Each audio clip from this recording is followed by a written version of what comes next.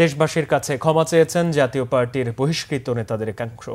জাতীয় পার্টির বর্তমান চেয়ারম্যান জিএম কাদেরকে তাদের কমিটিতে নেতা হিসেবে যোগ দেওয়ার আহ্বান জানিয়েছেন তারা। শনিবার রাজধানীর গুলশানে ইমানুয়েল কমিউনিটি সেন্টারে বহিষ্কৃত নেতাদের একাংশের আয়োজিত 10ম জাতীয় কাউন্সিলে এসব কথা বলেন তারা।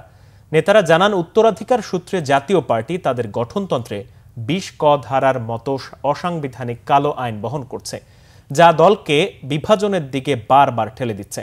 গণতন্ত্রের ধারাবাহিকতা রাখতেই বাংলাদেশের রাজনীতিতে জাতীয় পার্টির আবির্ভাব হয়েছিল উল্লেখ করে 90 পরবর্তী সময়ে জাতীয় পার্টি ছাড়া কেউ সরকার গঠন করতে পারেনি বলেও এ সময় মন্তব্য করেন পার্টির দলছুট নেতারা।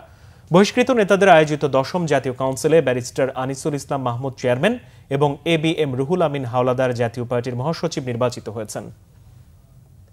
অন্যায় 100 বার হয়েছে, আশাটাই অন্যায় হয়েছে, আপনার ক্ষমা চাই।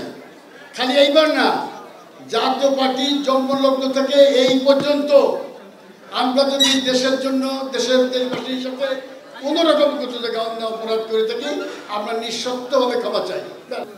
আমরা প্রথমে পার্টি ঐক্যবদ্ধ করতে চাই।